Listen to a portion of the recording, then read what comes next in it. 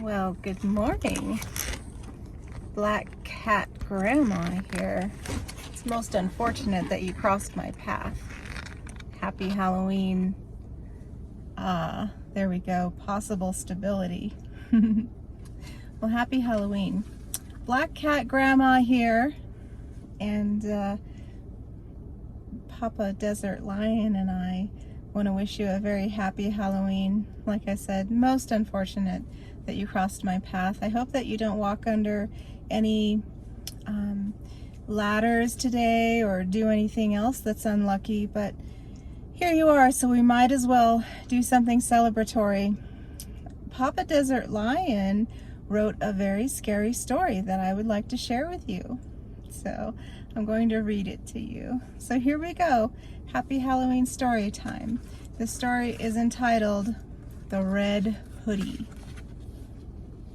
Charlene Wilcox sat on the cushioned seat that her kids had given her so she would be comfortable when she went to her granddaughter, her namesake, Charlie's soccer games. The thoughtfulness of the gift was truly appreciated, since it was better than the hard aluminum bleacher seats that were either scalding hot in the summer or freezing cold in the winter, since they played year-round in New Mexico. She had the seat of honor right up front when she watched Charlie run up and down the field, or the pitch as it was known in merry old England. Today was a big divisional match and just 2 days from Halloween. It was a cold, gray, windy, late Saturday afternoon. The sun never showed its face all day, and now coming up on 3 o'clock, a storm was threatening, and an icy wind was beginning to pick up too. Brr. Her son, Tom, and Charlie's mom, Sarah, were huddled together with Teddy, her grandson, under a blanket, trying to stay warm against the wintry autumn weather. Charlene noticed a girl about Charlie's age wearing a red hoodie, a red hooded sweatshirt, and uniform just like the others, the ones the team wore, leaning against a tree a few yards from the pitch down by the goal line. Charlene thought it odd that she didn't join the team to celebrate after they won the match. The cold gray skies opened up, pelting the crowd with frozen rain, and everyone vacated the field.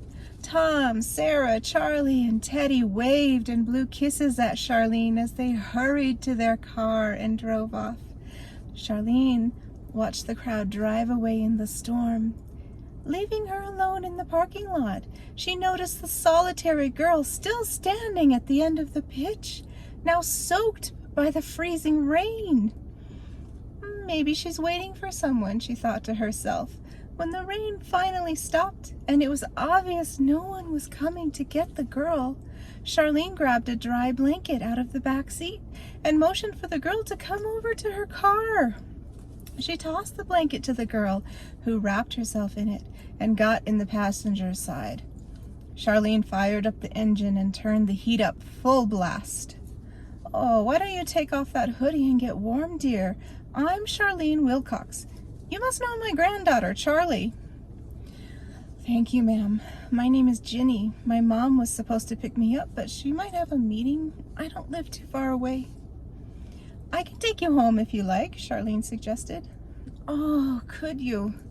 That would be wonderful," the girl exclaimed. "But," she added, "can we just sit here a while so I can get warm?" Outside, the storm started raging again. Ginny hugged herself in the heat from the vents in the dashboard. "I am so cold." "Of course we can, dear," Charlene said, turning her heater vents toward the shivering girl. "I noticed that you're wearing the same uniform as my granddaughter. Have you been playing soccer long?" "Yes, I used to be a goalie, but my knee got broken when a girl missed the ball and kicked my knee instead," Ginny said, rubbing her left knee. "Well, let's get you home so you can get warm and dry," Charlene suggested.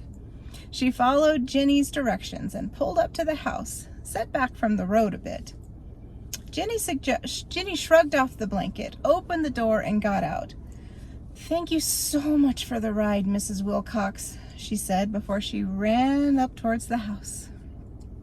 Suddenly, the storm picked up again, and the world was a wall of frozen rain that swallowed up the girl. Charlene drove home. Pulling into the garage, she noticed Ginny's hoodie on the floor of the car. She took it into the house and washed it so she could return it the next day. Charlene parked the car in the driveway and took the hoodie up to the front door. She rang the doorbell. A woman answered the door, took one look at the red hoodie, and burst into tears. She slammed the door. Charlene stood there, shocked. A few seconds later, a man came to the door and stepped out on the porch. Charlene handed him the garment. He clutched it to his breast and buried his face in it. The woman returned and wrapped her arms around the man, looked at Charlene. "Where did you get this? Is this some kind of sick joke?" she demanded. "Not at all," Charlene protested. "Ginny left it behind after I dropped her off yesterday during the storm after the big soccer game." "Our daughter drowned when she was walking home during a storm and fell into the arroyo next to the soccer fields a year ago yesterday. The police found her body a few miles down the arroyo, but never found Ginny's favorite red hoodie. She loved it so much. We wanted to bury her with it." "That means," Charlene said. "Yes, the girl you were with yesterday was our daughter's ghost," cried the woman. Happy Halloween.